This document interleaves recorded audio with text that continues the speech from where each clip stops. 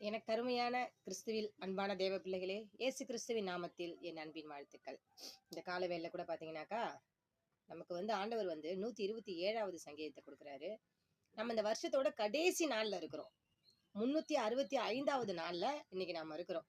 இந்த 366 வருஷமும் 66 நாளும் ஆண்டவர் நம்மளை பாதுகாத்து, நம்மளை வழி நடத்தி, நமக்கு ஆகாரம் கொடுத்து, நம்மளோட தேவைகளை சந்திச்சு, நம்மளுடைய பிரச்சனைகளிலிருந்து நம்மளை மீட்டு, இன்னைக்கு இந்த இடத்துல சுகமா பலமா நம்மள ஆண்டவர் ஜீவனோடு நிற்க பண்ணியிருக்காரு. இந்த வருஷத்துல இந்த நாளை பார்க்கணும்னு நினைச்சு பார்க்காதவங்க எத்தனையோ பேர்.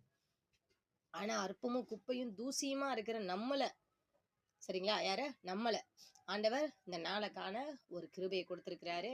ஆண்டவருக்கு கோடான கோடி நன்றி சொல்லுவோம்.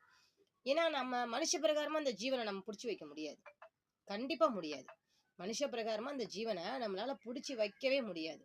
ஆண்டவரால மட்டும்தான் முடியும். அதுக்குதான் சங்கீதக்காரர் சொல்றாரு, கர்த்தர் வீட்டை கட்டாராகில் அதை கட்டுகிறவர்களின் பிரயாசம் விருதா.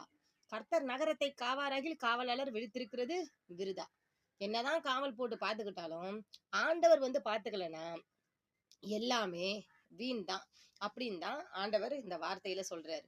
நம்ம வீடு கடைக்கால் போட்டு வீடு மனுஷ பிரகாரமா கட்டி தூக்கலாம், எழுப்பலாம். ஆனா ஆண்டவர் கட்டலைன்னா அது விருதாதான். ஆண்டவர் கட்டணும். நம்மளுடைய வீட்டை, நம்மளுடைய தேவைகளை, நம்மளுடைய ஜீவனை முதலைக்கும் ஆண்டவர் பாதுகாக்கணும். வீடு கட்டுறதுனா கல்லு வச்சு வீடு கட்டுறது இல்ல, நம்ம ஜீவனை பாதுகாக்கிறது தான் வேதத்துல வீடு கட்டுறதுன்னு சொல்றாங்க. அதனால நம்ம ஜீவனை ஆண்டவர் பாதுகாக்கணும். நம்ம ஜீவனை ஆண்டவர் கட்டி வைக்கணும். நம்ம உயிரை ஆண்டவர் புடிச்சு வைக்கணும். அவர் விட்டுட்டாருன்னா அது போயிரும். எங்க யார்கிட்ட என்ன கொடுத்தோம், என்ன பண்ணணும், எதையும் சொல்லாம கொள்ளாம அது போயிரும். அதனால எனக்கு அருமையான தேவ ஜனங்களே, இந்த காலை வேளையில கூட இந்த கடைசி நாள்ல இருக்கிறோம். இந்த நாட்கள்ல எத்தனையோ பாவங்கள் செஞ்சிருப்போம்.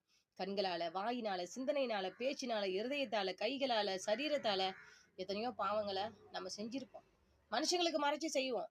ஆனா ஆண்டவர் நம்மளை பாக்குறாரு இல்லையா? அதனால இந்த கடைசி நாட்கள்ல ஆண்டவர்கிட்ட பாவ அறிக்கை சொல்லுங்க. உங்களுக்கு நம்ம இதை நான் செஞ்சோம் ஆண்டவரே. மனுஷன் கிட்ட சொன்னோன்னு வச்சுக்கோங்களேன், இவங்க கிட்ட சொன்னா இவன் போய் அவங்க கிட்ட சொல்லுவான், அவங்க கிட்ட சொல்லுவான், அப்படியே எல்லாருக்கும் பாருவோம். ஆனா இதுவே ஆண்டவர் சமூகத்துல சொல்றேன்னு வச்சுக்கோங்களேன், அது ஆண்டவருக்கு மட்டும்தான் தெரியும்.